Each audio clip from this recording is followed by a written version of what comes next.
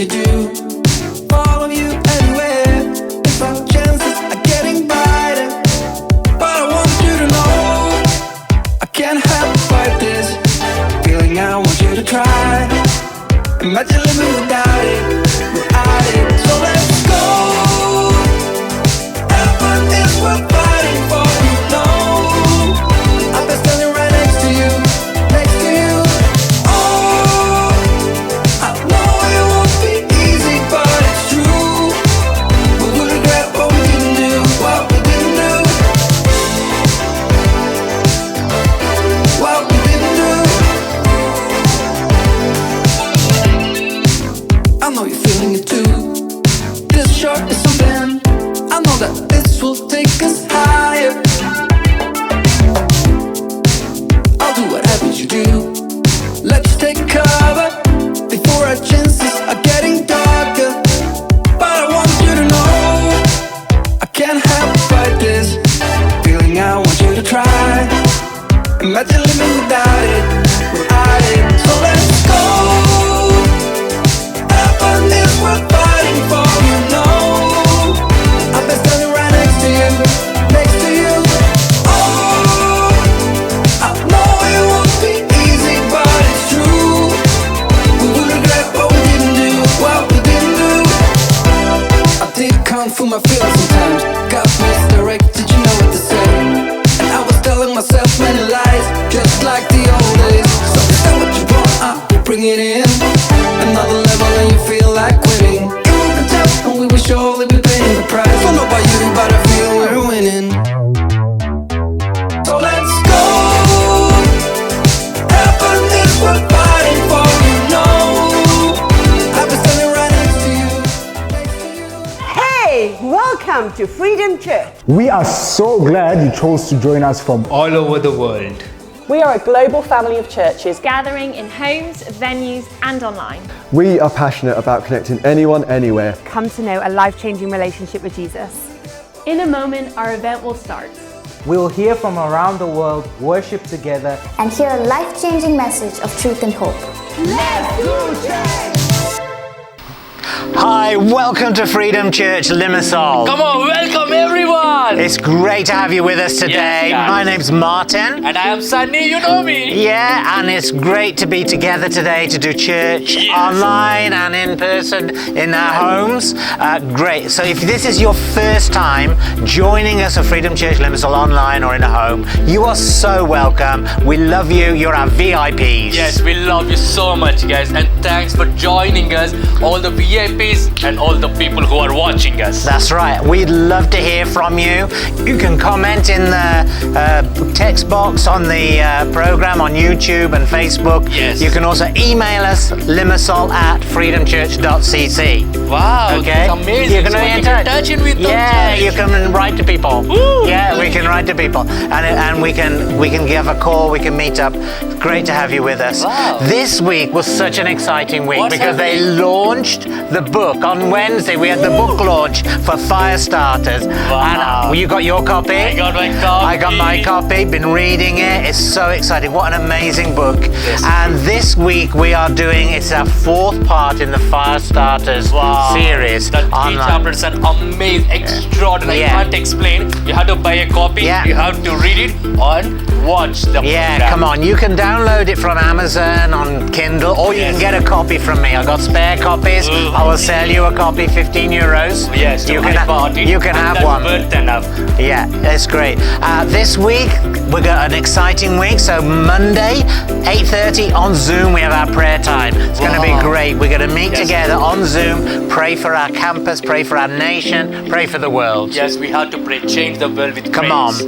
Yeah, and what's happening Wednesday, Sunday? Wednesday, come on, man, get ready, Barbarians! Barbarians, come on, guys! Come on, man, yes! Okay, so Barbarian Titans, and yes, what we doing? Limassol Titan. What we gonna do? And we're gonna join, and we're gonna meet physically, and you know what we're gonna watch? Amazing preach from our Pastor Gary. Oh, I don't know who it is. Oh, really? It's from Central. It might be Pastor Gary. Yeah, or it might be Dave Thomas. Yes, but the message is gonna impact our lives. Yeah. Like it impacted till today. Yes. It's gonna impact. It's gonna be really awesome. excited. Yeah. We're gonna meet in it. We don't know where we're gonna meet yet. It's a secret location, so I will message you in the WhatsApp Barbarians group where we're meeting. So you barbarians, check your WhatsApp messages and the Facebook page and check it. Okay? Don't lose your phones, guys. You have to be So it'll be 8 o'clock Wednesday. We will be there, wherever it is. Yes, guys, don't miss it. Okay? It's amazing. We're gonna have a great time. Yes, true. That's great. So enjoy today's event. Yes. Get involved in the worship. Yes. Be like Sunny. Give it some energy. Get some passion. Dancing. Come on, wildfire passion. Yes. Get involved in the worship. Be in touch with us. Comment, like things through the event. That'd be great to hear from you. And then have a great week. Have a great week, and we see you next week. Let's do church. Come on.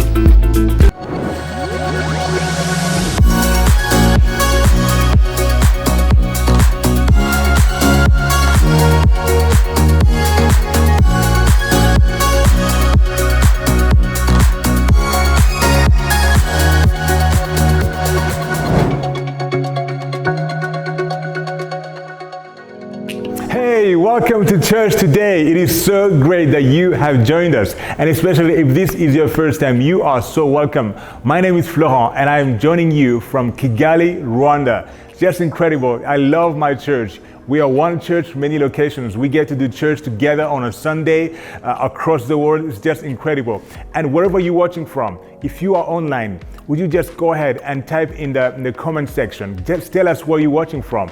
Or if you are in one of our venues, we would love to get to know you. Speak to one of our hosting members. They would love to get in touch with you. And another good thing is that you can follow us on social media. Go ahead and just give us a follow. We want you to get updated with everything that is happening across our church. Guys, it is so great to have you today. You are welcome. Now, in Freedom Church, we have what we call our DNA. These are 12 core values that make up who we are as a church. And today, we just want to introduce you to one of them, which is called Relevant to Our Time. And I'm going to read for you what it says. It says that we will share an ageless message that engages the next generation and is easily understood by unchurched people. We will adapt our methods and lay down our preferences for the times and cultures that we are called to reach. Now, Freedom Church has been changing during the years, and you are going to hear some of that today. We are in this series called Firestarters, the chapters, and it's been an amazing and powerful series full of powerful testimonies, and you are going to love it. I know that it's been igniting your faith, just like it's been igniting my faith too. If you want to get more out of this series, we have podcasts that you can listen to. We also have a 5-day devotional that you can actually take part in on the YouVersion app. Another exciting news is that we have the Firestarters book now available. You can get your copy in one of our locations, or you can just go online and purchase your own copy. We are going to hear some of the people that have been impacted by this book. They have just read some few of the chapters of this book, and it's been incredible. Let's listen. So I have just finished reading the first 3 chapters of the Firestarters book. I can't wait to get my hands on a copy of the full book and to enjoy and absorb all of the stories that are in it. I might even read it in one sitting. I think I probably will. I cannot tell you how pumped I am for the release of Firestarters. This is going to be so pivotal for us as a church, but it's going to reach so many people beyond our church. At the start of chapter 1, where Pastor Gary unveiled the plans of church planting, which is 10-4, I cried and I was filled with emotions to see how God moved in each of their lives. I'm eager to get my hands on the whole book to read all the stories of how an audacious yes by Pastor G&H has brought so many others to Christ, not only in their own town, but across the globe, including me and my family. The analogy of Jesus being a roaring lion versus a cuddly lamb, that has really challenged me in my way of thinking about Jesus. But in the first couple of chapters so far, it says about when you look into the eyes of the lion, you find calling and purpose. And for myself, I'm just finding myself reawakened, finding that calling or these different areas of life that find purpose. This idea that Jesus is the Lion of Judah, who we understand Jesus to be, his character and his nature, has an impact and will determine what we model our own character on as Christians. And so it was a real challenge to me to reflect, to really take some time to absorb that chapter and to read the questions that it provoked, reflect on whether I have shrunk or diminished my understanding of Jesus as the lion. So what stuck out for me was the fact that Pastor G and Pastor H were given this vision, and this must have been really scary, and they may have tried talking themselves out of it, but they didn't, and they trusted God and they went with this vision, and so many lives have been changed around the world because of it. I think this book would be really great for my family. God as a roaring lion is not really preached, so I think that would be great for them, and I think this book is going to be amazing for people that are already existing Christians, but are on the lukewarm side and needs a bit of a nudge and encouragement. I would really love to give this book to my parents because I would love for them to understand that being a Christian is not just going to church and doing churchy things, but to live life doing uncomfortable and audacious things. I will be sharing this book with my children. They are both believers, but I believe that it will change their thinking. I believe God will speak to them through it. I believe it will change them. And not only will I just be giving it to my children, but I'm also going to share it with non-believers as well, because who knows, they may have a little seed there already planted, and me giving them that book and then having discussions afterwards, that seed may grow and then it may cause a spark, and let's face it, we all know what a spark means. It can turn into a wildfire.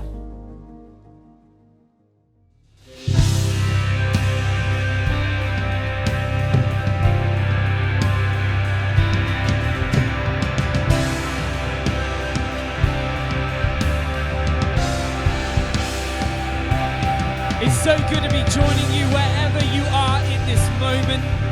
Maybe you are at home, perhaps you're gathering with a small group of friends and family. Maybe you're in one of our venues, but today we're going to come and lift up our praise and our thankfulness to God. So whatever that looks like for you, maybe you can stand to your feet, get ready to bring a sacrifice of praise as we worship our God today.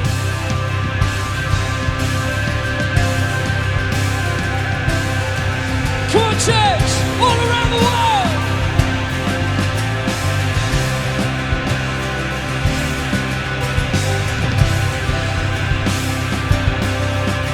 We're gonna sing, You Make It Easy. You make it easy to love. You are good and you are good. You bring joy into. You make it easy to trust. You have never left me, son.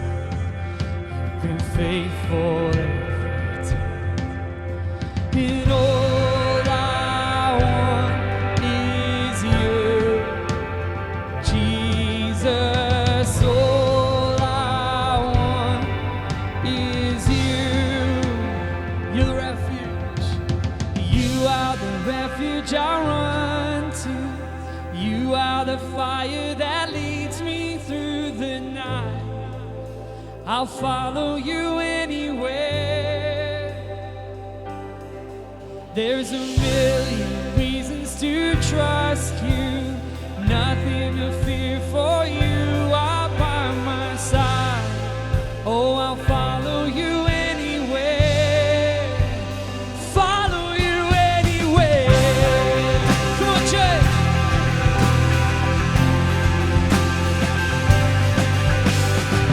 Let's worship him today.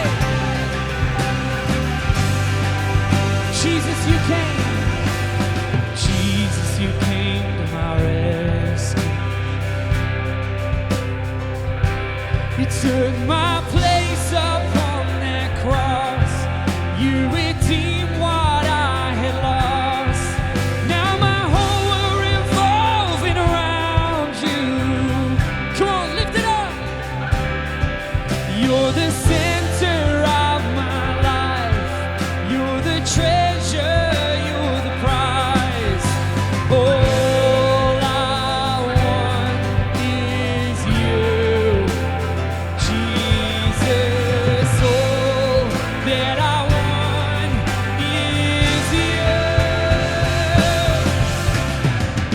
are the refuge I run to.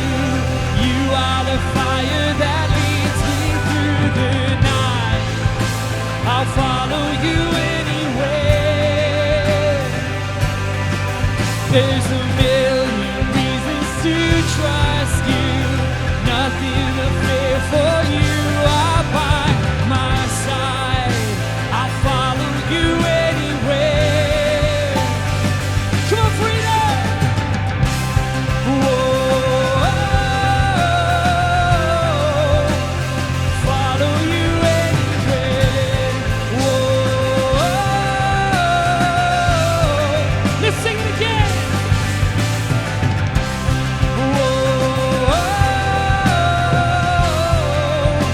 I'll follow you anywhere.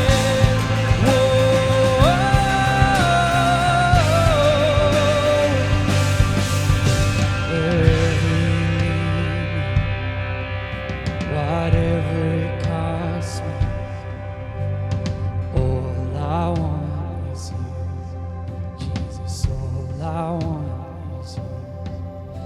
Wherever you lead me, whatever it costs me, all I want is you. Jesus, all I want. In this moment, would you just take some time to think about that prayer? Because it's a significant statement of faith that wherever He would lead us, whatever He would call of us, that knowing Him will be our highest priority. In this moment, I want to encourage you to respond to God. Maybe you need to lift your hands. You might be on your own at home. Your neighbors might be watching in or looking at you, but come and worship Him today. Raise your hands in celebration of what He's going to do. It's a declaration of faith that I want to follow God wherever He would lead me. Maybe in this moment you want to kneel. Perhaps there's something you've been wrestling with God about, something that you're finding hard to let go of, but this is a moment of surrender and commitment. Maybe this is a moment as a family to hold hands and make that declaration that you'll always say yes to Jesus. Perhaps this is the moment to write down that commitment to what He's been calling you to say, I'm going to do it, Lord. I'm going to step out in faith. Church, let God move in this moment. Come, Lord. Come, Lord.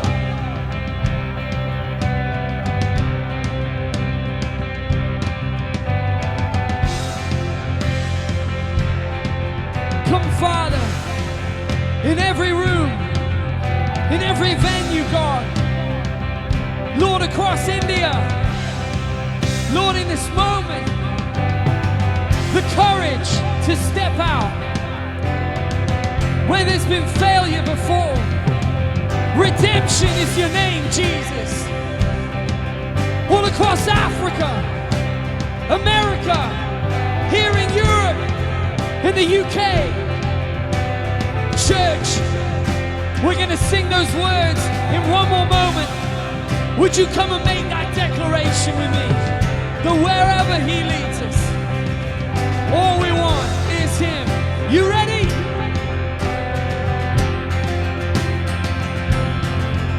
Wherever you lead me, whatever it costs me, all I want is you. All I want is you. Come on, church. Wherever you lead me, whatever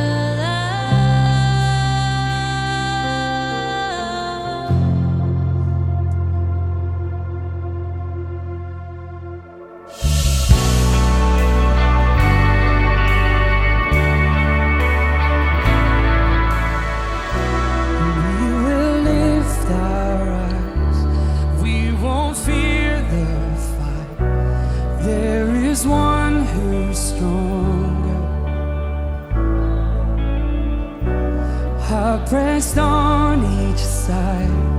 We will not lose sight of the one who's greater. Come on, sing it out. One name holds every victory. One voice that silences the enemy. One king who reigns for all eternity. Lift his name, Jesus, Jesus.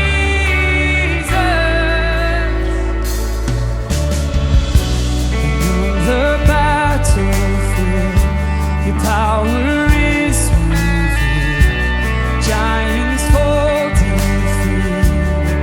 Come on, let's lift our hands in this place. Come on. We are taking ground. Walls are falling down in the mighty name of Jesus. And again, one name holds every victory. One voice that silences the enemy.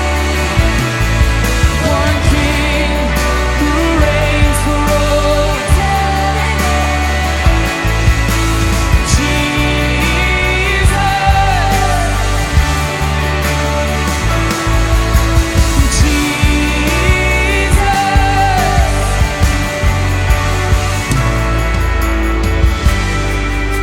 Father, we thank you that every victory is yours.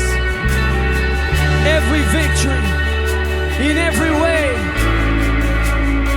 Father, for justice, for peace, for unity, for healing, for breakthrough. It's yours, Lord. Every victory is yours. Every victory is yours. You rose. You reign. Death is buried in the grave.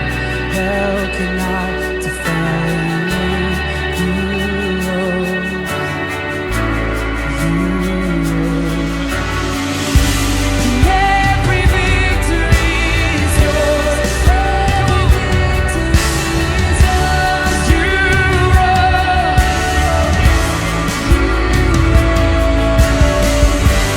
Death is buried in the grave. Hell cannot defy your reign. You rose. You reign. One name. Come on. One name. Come on, lift it up. One voice that silences the enemy. Let's go. King who reigns for all. Jesus.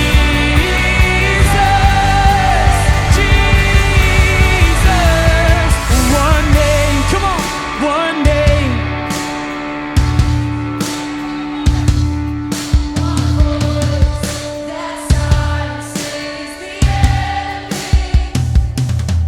One king who reigns.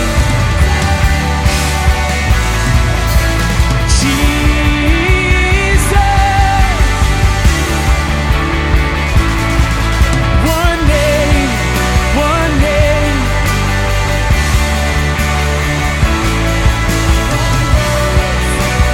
Silences the enemy. One king who reigns.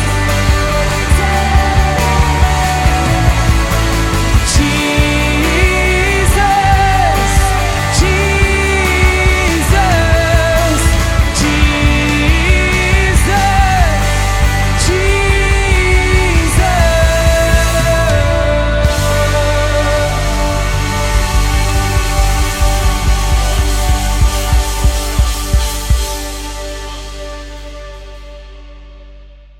A few years went by, and what had started as a sparky fire was now becoming roaring flames. There was new confidence and fresh momentum. We had been obedient in taking the step to come over to Hereford, and God began to give us an upgrade. There was renovation happening in our worship, our leadership, and our vision. We started to have prophetic input again from Clem Ferris, and he kept prophesying things directly and indirectly that said, Freedom Church is going to change the world. He had never said it like this before in all the years of ministering into our church. Now he was repeating it again and again. We'd been leading for 20 years by this point and had never heard such bold statements about what God was going to do through us. We were ready for it. We believed it. God was shaking us and preparing us as he was about to do something powerful through this small church in Hereford. As the church grew and after years of hiring spaces for church, we knew that it was time to get our own building again. We searched through the properties of Hereford to find something that would fit our tribe. Chris and Karen Cook were a part of our leadership team at the time and lived in Hereford, so they offered to take a lead on the hunt for a home. After months of praying into it, Karen was walking down Coningsby Street where she saw a warehouse, an old plum centre. She could see a man measuring it up and caught his attention through the window. She found out that he was measuring it up so that it would be leased out. She told him not to put it on the market and to send her the details instead. It was an empty shell and needed a lot of work to be usable. No heating, no insulation, and we would later find out there were some serious drainage issues. Hereford City Centre was undergoing a major redevelopment with millions of pounds being spent on a new shopping centre, restaurant strip and access roads. The development group was called the Egger Street Grid.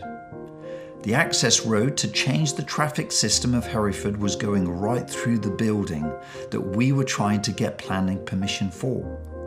The director of the ESG had all the planning documents for the city centre across his desk, and when he saw ours, he called me and arranged a meeting. When we met together in his executive office, he was very clear with me. Stay away from that building. He showed me the plans for the city and how they intended to build a new road through the old warehouse. We can force your landlord to sell the building to the ESG, as we have the governmental and local mandate for the regeneration of the city.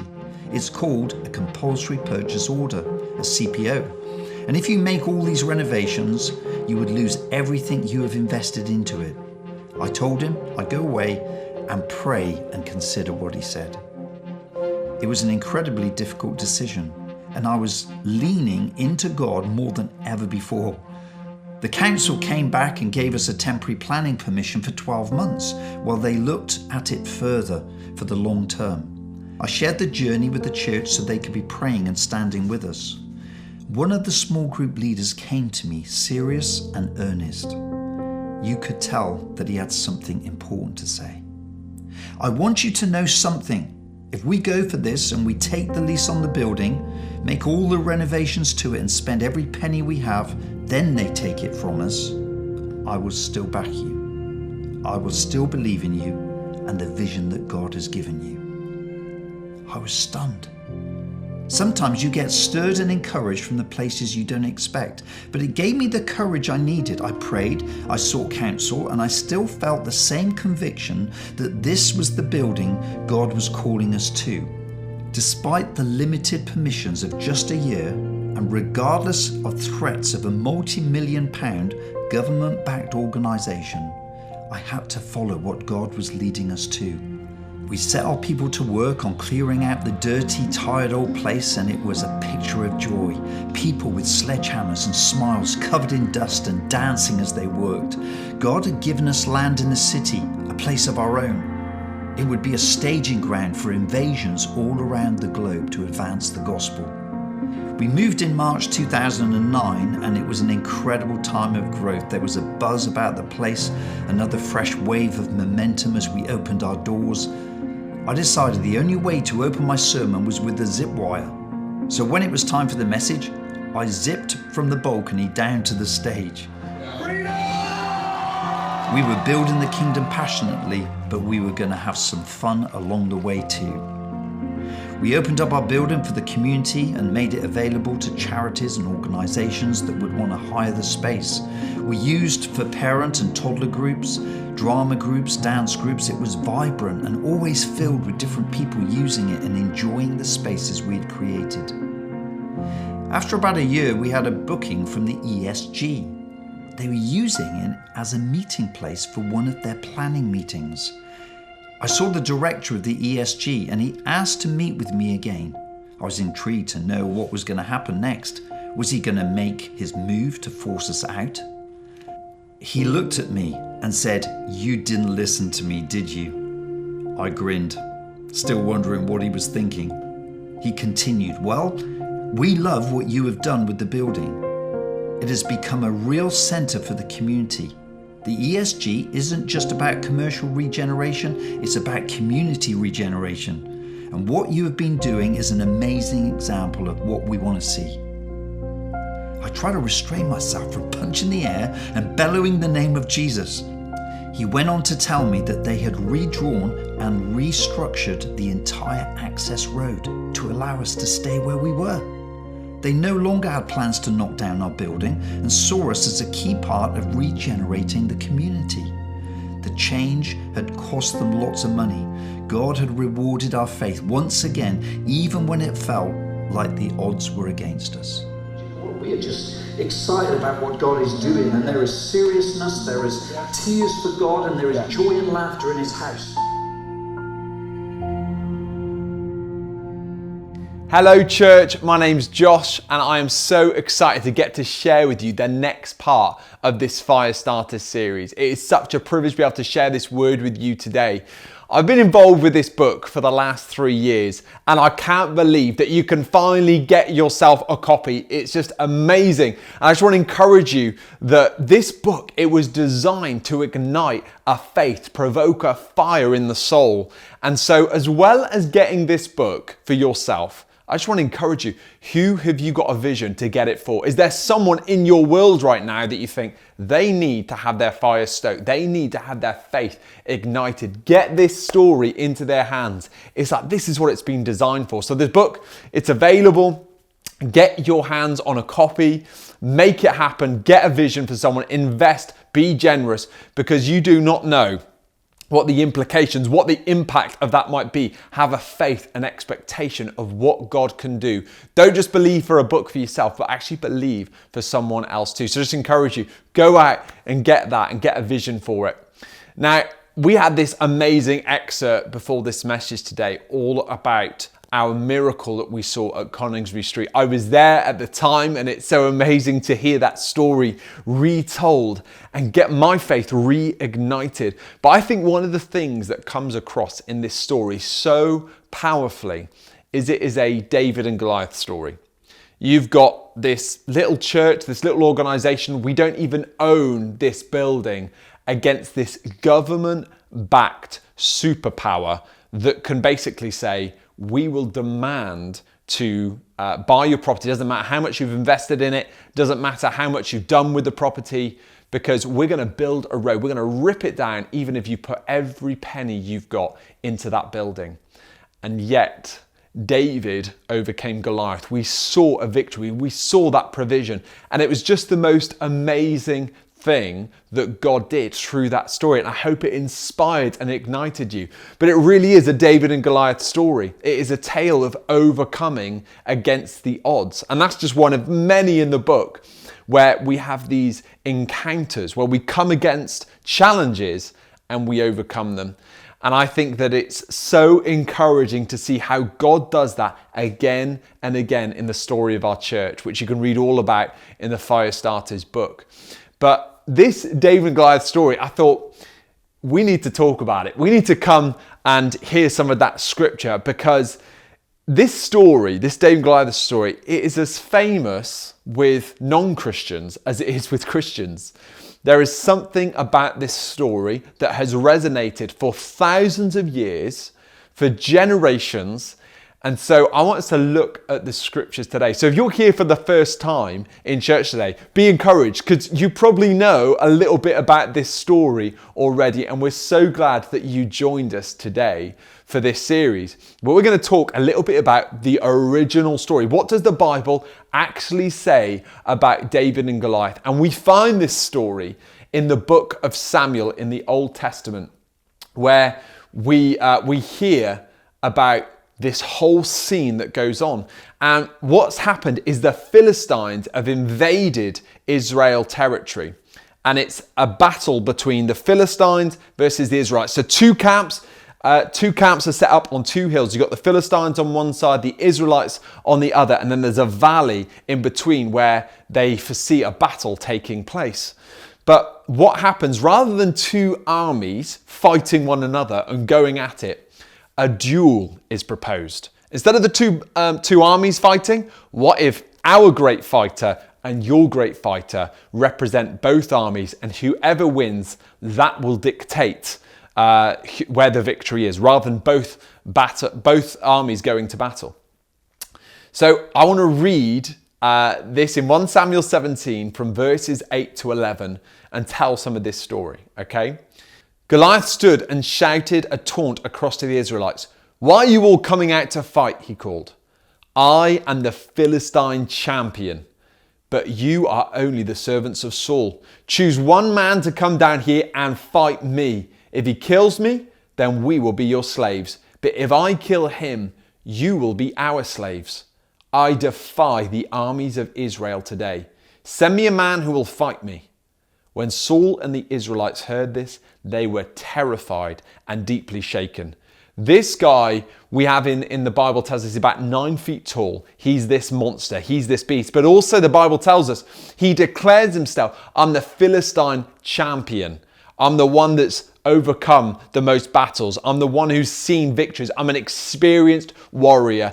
And he would come and he would give this taunt. He would come and trash talk, and the Israelites were terrified. They'd come and they'd line up for battle, and he would come and present himself, and they would be in fear because of the size and the power of this champion. So we've got this classic story that you know. This is getting a little bit more detailed to what maybe you understood as just a phrase, a David and Goliath story. Here is the man himself, towering in power. And the thing about this, it goes on for 40 days and 40 nights. That means that he's coming in the morning and the evening and giving a similar kind of speech, provoking them, challenging them, insulting them, until one of them will come forward. But as time goes on, week by week, day by day, evening by morning, nobody comes forward from the Israelites. They are all quaking in their boots. They're all fearing for their lives, and no one is willing to step up until our guy, David, enters the story. Here comes the hero, David himself. Now, David is visiting his brothers on the battle line. His father sent him to run an errand. He's like, "Look, I want you to go check in on your brothers," because David is a shepherd. That's what he does day by day. He looks after sheep. But I want you to go and lead those sheep with another shepherd. Go and check in on your brothers, and I want you to deliver some bread to your brothers, and I want you to take some cheese to the captain. So the captain gets 10 cheeses. So he's obviously, they're looking after the captain here. I mean, that's a good day right there. But David is simply running an errand. He's got a small task, and he's meant to be checking up on his brothers. And that's how he enters the scene. He's not meant to be at the battle. He wasn't entitled to be there. He was too young to be there. He's the sandwich delivery boy sent to give some rations to the actual warriors. So, David, you're not really a warrior, so you're just going to go and serve the warriors that are there. But he turns up, delivers his lunch, delivers the food, and then starts to hear Goliath making this taunt, making these horrible claims and these accusations and these insults against his people and his God. And David can't believe that this is unfolding. He's surprised. How is this going on? He's surprised. It's like, something needs to be done about this Philistine. And Saul, the king of Israel, had already put out to his men, look, if anyone's willing to take this warrior on. If anyone's willing to go and face Goliath, there's a whole heap of things, a whole heap of spoils that I will give that man. He doesn't have to pay the taxes, him and his family, for the rest of his life. I mean, that one alone is pretty good. But also, he's obviously going to be remembered as the champion of Israel. But no one is willing to take on this looming giant. No one's willing to step up. Everyone's feeling reluctant. Everyone's doubting themselves. But David has something different about him. So David starts to talk to the others and say, what is this about? There's going to be some kind of reward for someone who takes care of this Goliath, this giant. And so he starts to talk and ask questions. And his brother hears him asking about what the reward is. So it says in verse 28, in chapter 17, verse 28, but when David's oldest brother, Eliab, heard David talking to the men, he was angry. What are you doing here anyway? He demanded. What about those few sheep that you're supposed to be taking care of? I know about your pride and deceit. You just want to see the battle. Wow. What a response from your big bro. What a put down. I know if my sons heard that, they're like, what a burn. David was a shepherd and he was there just to run an errand, but he sees the giant and he starts talking as if he's going to take care of the problem. David is thought to be about 16 years old here, not a warrior, but a shepherd. And he wants to take on a seasoned champion. Just getting that into your head right now. This kid, he turns up with all the warriors there and he starts giving it the big talk. Like, yeah, I'll take him on. Yeah, what's in it for the man that will take care of him? And his brother hears him down and hears him saying this and puts him down, puts him in his place. And I think it's funny how audacity is often mistaken for arrogance. Because there is this audacity in David to say, I think we can deal with this problem. I think that if God is on our side, who can be against us? I think that God has given me the strength, power, and grace to overcome this giant. But instead of being seen for the faith and audacity that it was, it's mistaken as arrogance. And I can't tell you how much I can relate to this story, because there have been other Christians that have tried to put us down, to put us in our place over the years. There's even been people within our community that have said, you just need to watch yourself. You're just being arrogant when we were being audacious. Let's believe that we can change the world. Let's believe that we can do something extraordinary. Let's believe that God is really who he says he is. And someone tried to put us in our place. And you've got to be really careful to the voices you listen to and be sure not to dampen the spirit and the fire that God has placed within you. And I even want to speak to some people right now. Maybe you've had that fire quashed, quieted. Well, today, I just pray that this story and this message starts to ignite your faith to believe for the more. Don't let those claims of arrogance or those words or mantles that other people want to put upon you define you, because God has called you to be audacious. That is part of your nature. That is being a Christian. And yet the world doesn't like that. They call it arrogance. They call it big-headedness or making about ourselves. But no, we believe in the God within us. That's what makes us different. That's what made David stand out from the crowd, is this audacity that actually God is greater than the size of the enemy that stands before us. As David starts to talk like this, and it starts to actually come back to Saul, the king, and they hear of the conversations that David has been having with the men, because these conversations are so different that David is having. What's the reward?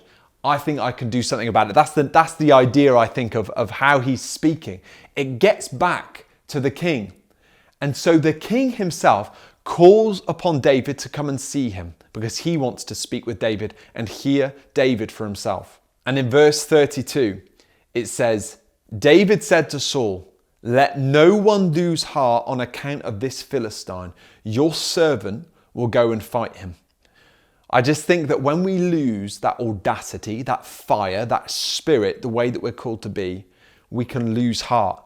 Here's the young man, here's the shepherd, here's the 16-year-old telling the seasoned king, the one that has been a warrior, the one that has gone to battle, hey, let no one lose heart. I love this about David. And Saul replied, you are not able to go out against this Philistine and fight him. You're only a young man. And he has been a warrior from his youth. What Saul deemed to be a weakness, this thing of him being a young man, was actually the very thing that was going to make David so different. It was the very thing that made him stand out from the rest of all the people on the battlefield, because he was young, he was youthful. He didn't have that experience that tainted him, that cynicism, that negativity. Some would label it as wisdom, but it's actually become cynicism within them. But David didn't have that. He'd never been to a battle like this before. He had faith and audacity. And so Saul's saying, hey, you're only a young man, but that's what made him so different. David was a young, energetic shepherd, and there was this nimbleness and youth. When we look at Goliath and the description of him, he is this powerful, strong giant wearing this huge armor. But it made him sluggish. It made him difficult to move. He was powerful. If he hit you, it was over. But the difference was that David had this youth and speed on his side. So the very thing that Saul calls out as a weakness, David is going to win the battle because of it. And I think of what Saul says, and I just want to cross out these words. It says, you are able to go out against this Philistine and fight him. You are a young man. These things, this truth, imagine if the king had come to him and instead of trying to take away his audacity, actually added to it. Said, yes, the reason that you could go and do this is because you're a young man. There's a youthfulness in you to take on this Goliath, to take on this giant. In verses 34 to 37, it says, but David said to Saul, your servant has been keeping his father's sheep. So this is his comeback. When a lion or a bear came and carried off a sheep from the flock, I went after it. I struck it and I rescued the sheep from its mouth. When it turned on me, I seized it by its hair. I struck it and killed it. Your servant has killed both the lion and the bear. This uncircumcised Philistine will be like one of them, because he's defied the armies of the living God. The Lord who rescued me from the paw of the lion and the paw of the bear will rescue me from the hand of this Philistine. Past victory fuels courage to win. Past victory fuels the courage to win. And I just want to encourage you, right? Even as we see David in this story, what he's saying is, I fought a lion, I fought a bear, and I beat them both. And so that's why I come to you with confidence today, because I know that God's with me and I know I can overcome this foe. And I want to encourage you, you've got to look back regularly on the moments that God has broken through in your life. One of the things I often think about is you've got to commemorate them in your home. If there's a picture or a memento that you can put in your house that's going to remind you of victory that God has won in your life, you need to have them around you, because we so easily get caught up in moments of our present and forget what God has done. We see that happen to the Israelites time and time again as they go through the Old Testament, and God keeps reminding them and bringing them back to, I was the God who brought you out of Egypt, who broke you free from slavery, who brought you through the Red Sea, because they so easily forget what God did for them and delivered them from. And I think that in our humanity, we're the same. We forget what God has done, but we want to remember it. That's why this book is so important to read, because you can take faith from the fact that God gave us the strength as our community, as our church family, to kill off the lion, to kill off the bear, to overcome this struggle, to see this miracle. And it's going to fuel your faith for tomorrow because of what God did yesterday. And that's what we have happening in this story here. David is saying, look, this is what God's done before. I killed the lion. I killed the bear. And this is enough to convince Saul. It says in verses 37 to 40, Saul said to David, go, and the Lord be with you. He's changed his tune. We need to come and really be confident in who God has called us to be. It says, then Saul dressed David in his own tunic. He put a coat of armor on him and a bronze helmet on his head. David fastened on his sword over the tunic and tried walking around because he was not used to them. So it's like the king's got this idea, okay, if you're going to go through with this, we've got to at least make you look like a warrior. We've got to try and, impress our own troops and give them confidence. We've got to try and impress the Philistines as you step out as our representative, as our ambassador. You've got to look a bit more like a warrior because David looked like a shepherd. He was wearing simple clothing. He was not dressed for battle. And there was something about, don't embarrass us. At least try and look the part. Hey, you can wear the king's armor. But David couldn't even walk around in them. He says, I cannot go in these, he said to Saul, because I'm not used to them. So he took them off. Then he took his staff in his hand, chose 5 smooth stones from the stream, put them in the pouch of his shepherd's bag, and with his sling in his hand, approached the Philistine. You can't be audacious by trying to be someone else. You have to back who God made you to be. And it's funny sometimes how people try to put on us a certain representation. Hey, be this way. But actually, we've got to be who God called us to be.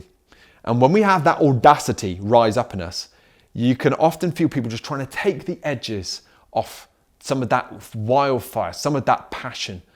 But if I ever see some audacity or fire or faith in some people that I'm leading, sometimes I think, I wonder if that's wise. I wonder if they're going to step out in the wrong direction there.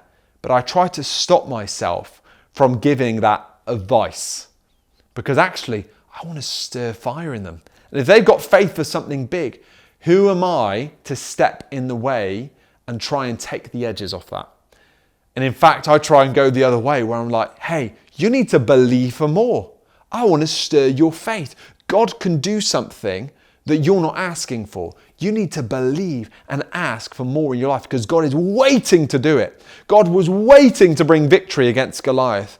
But David was the one that was willing to believe that God could use him. So David steps up to Goliath, and it says in verses 42 to 43, he looked David over and saw that he was little more than a boy, glowing with health and handsome, and he despised him. He said to David, am I a dog that you come at me with sticks? And the Philistine cursed David by his gods. Even Goliath feels disrespected by this mismatch. He's waited for all this time, 40 days, to have a fight. And he gets served up this boy who it comes with his shepherd's staff in his hand. It's like, this is not what I had in mind. And it fires Goliath up. You just made the giant mad.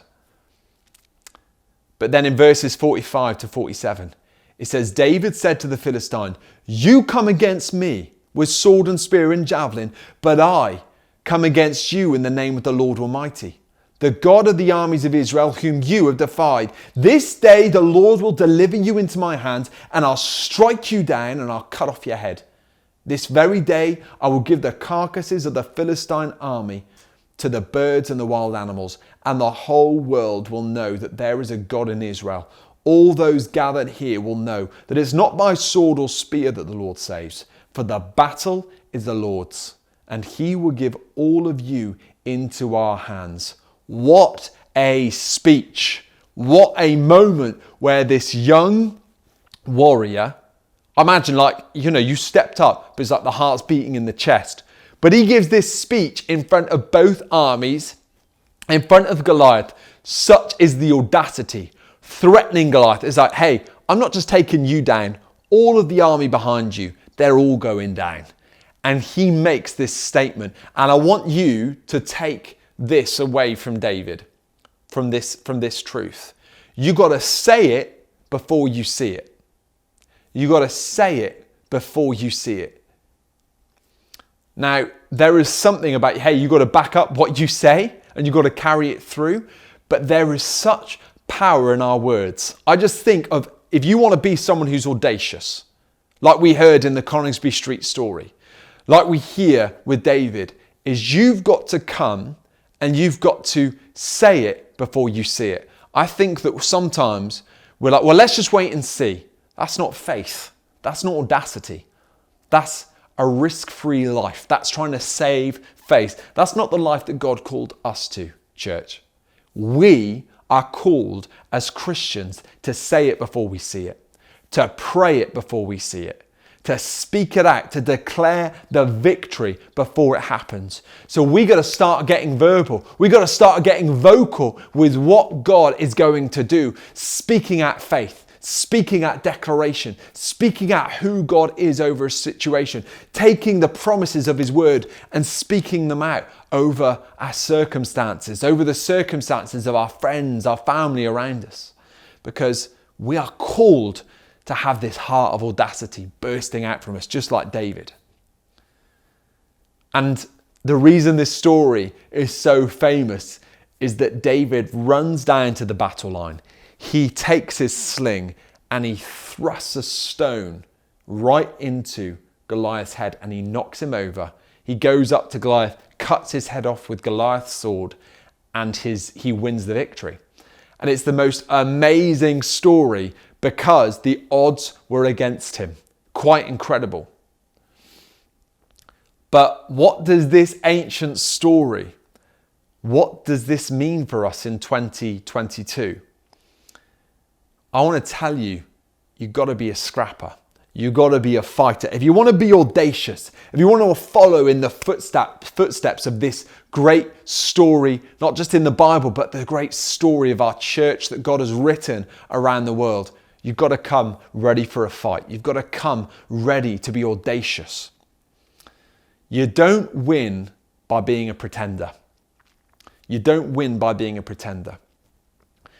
I think about these Israelite army standing on the one hill versus the Philistine army on the other hill. And what happened every day is they would get dressed for battle and they would line up at the battle line. Right, okay, maybe today's the day. Maybe the fight's on. And they would get, and the Bible in 1 Samuel 17 even tells us, they would give a battle cry. They would try and rouse the troops. But no one was willing to fight. And I thought about this as I was preparing this message, and I thought, wow, isn't that a picture sometimes of how the church can be? We can get dressed for battle. We can even get on the battle line. We can stir up a war cry, and then we can actually not do a thing. We cannot go into battle. These guys, they were all noise and no substance. They were pretenders. And I want to encourage us, church. You want to be someone who's audacious. You can't just be a pretender. You can't just be there on the front row. You can't just generate the noise and the passion and then go out and not practice the things of God that are within you through your week and impact the people in your life. Be offering to pray for someone. Be offering to step out, pray for healing. Declaring the gospel over someone, sharing your testimony. That's audacity. But if we just come and make all the noise on a Sunday and then it doesn't ripple out through our lives, then there's something of pretense about that. Let's be the authentic, audacious people that God has called us to be. There are warriors right now watching this, and I pray that God would stir that faith within you, that audacity within you, that boldness within you. I just love in the Coningsby Street story where G is not threatened or intimidated by, hey, you could lose everything. It's a big risk, but he decides to go into it head on and say, okay, God, we trust you. We believe in you. We know that more than the government power, actually, you're on our side. And we believe that you've called us to take this building on. That audacity to back up what you believe and what you say. That's what we all need to continue to persevere and practice in our lives. You don't win without risks. You don't win without risks. There's this moment where G decides, right, we're going to sign the lease, we're going to get planning permission, and we're going to start to invest all the money that we have in Coningsby Street. Now, Coningsby Street was going to be a key staging ground for us to plant churches all over the world. It was going to be that platform that we would go from. It was such an important thing for us to have that building. We trained our first academy students there, our first church planters. But there was this moment of, right, risk. All the chips are in. God, we trust you. We believe in you. And that risk wasn't averted by, next week, it turned out okay. Actually, it went on month by month, even actually went on for over a year where we didn't know, could this be taken from us? Could this be retracted? Could we lose everything? The risk was ongoing. And I think that so many of us, we like the idea of being audacious and stepping out, but we don't want to risk losing face. We don't want to risk investment. We don't want to risk reputation. But actually, there are no rewards without risk. You've got to step out. You've got to put yourself out there. I think of David, who was risking his life to be audacious. It wasn't just like, hey, I'll be audacious from here and someone else can risk. Actually, I'm going to stand in that firing line before this mighty warrior from another nation. But that's audacity. And then David sees great reward from that as he overcomes Goliath. I want to also tell you this, that great victory begins by asking audacious questions. Great victory begins by asking audacious questions. I think of how in this story, David turns up and he just starts asking, what's going to be done for the person that overcomes Goliath? And he starts asking this question, and it gets back to the king because of the audacity of even asking the question. It's like, sorry, you think you're going to be involved in this? And it makes its way back to the king. And I think of Pastor G and Pastor H as they go through the book and they ask these audacious questions. What if we could make a difference? What if we could get that building in Coningsby Street and actually go up against this government threat that we've had about buying back our building, but we would still see an overcoming of that situation? You've got to start by asking those questions. I want to say to you right now, what questions are you asking right now? What audacious request are you coming before God and asking of him? There's this extraordinary moment in the New Testament where two of the disciples are coming to Jesus, James and John, and they are saying to him, hey, can we sit on the right and the left hand of you in heaven? Like basically, we want the best seats in heaven. We want the seats of power, authority, respect. We want the greatest reward. Hey, is that okay with you? And I'm expecting Jesus is like going to be fired up. He's going to be slamming them down. He's going to be rebuking them because it's like, it's full of self and you're after your position. But Jesus doesn't rebuke them. He doesn't give them the answer they're expecting. But there's something about the faith that they have that is expressed in that moment, that audacity, that actually Jesus, that's what he's looking for. And the moments that he rebukes the disciples, when he gets frustrated, when he gets fired up, he's like, you have little faith. Why don't you believe? And I just think of all the people across our church right now, and I think about the requests that you're making. What are you asking of God? What are you believing for? What's the last prayer that you prayed that scared you? I want to share this verse with you in Matthew 7, verses 7 to 8, and these are the words of Jesus. Keep on asking, and you will receive what you ask for. Keep on seeking, and you will find. Keep on knocking, and the door will be open to you. For everyone who asks receives, everyone who seeks finds, and everyone who knocks, the door will be opened. But I've found through my years of building church that we're often like, hey, I'm good. I'm okay. Actually, I'm settled right now. God, I don't actually need you for anything right now. And the times that we come to God are when we need him the most. But I want to stoke that audacious ask within you today, church. What are you asking for right now? It's like, I want to overcome that giant.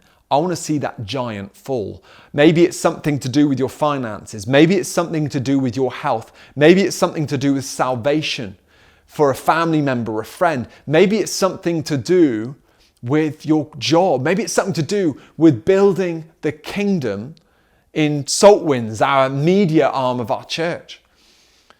Maybe there's something else, but it's like, what are you believing for that's audacious? It's like, okay, that was pretty out there. Because if we're not praying prayers like that, we are not utilizing the faith that is within us. It's like we've got all this potential, all this power, all this capacity, but it's got to be executed. It's got to be used. And I think of these men that all stood on the battle line. They all had the same God that David did, but they weren't accessing the power and the purpose that was within them.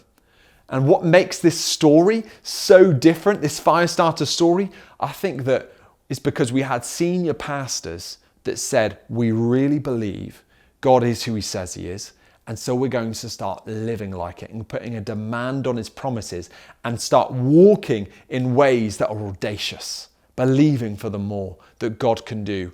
Imagine what our church could look like if that wasn't just our senior pastors or a few leaders or a few individuals here and there, but every single one of us believing for audacious things. I want to share this quote with you from the book. As I was preparing this message, I just wanted to reabsorb some of the book. And one of the things, because we've got story in there, but we've also got teaching. We've got this quote from Pastor G, and it says this: many Christians treat their faith like a child comfort blanket. It's a bit smelly and wet. It makes them feel more at ease, helping them go to sleep. To live with audacity is nothing like a comfort blanket. Instead of comforting you, it can terrify you. And I think of how when we've stepped out in faith over the years, it's like we are getting out of the boat and walking on water. It's like, and there's waves crashing around us. And it's like, you better keep your eyes on Jesus, because there is something that we could be intimidated right now because we're risking something, we're stepping out. But that's the people that we're called to be, church. That's what makes us freedom. We are that punching above our weight church. That's one of our DNA. And it's all about audacious faith. Even in that DNA, it says we're giant killers. That's our heritage. That's our inheritance. As you read this book, it's like almost reading the family line. It's like, hey, that's what I come out of. That's who God has called me to be too. And I just want to stoke and fire you into that audacity today as this message lands on your heart. What are you praying for? What are you asking for? What are you believing for? Our world loves an underdog story.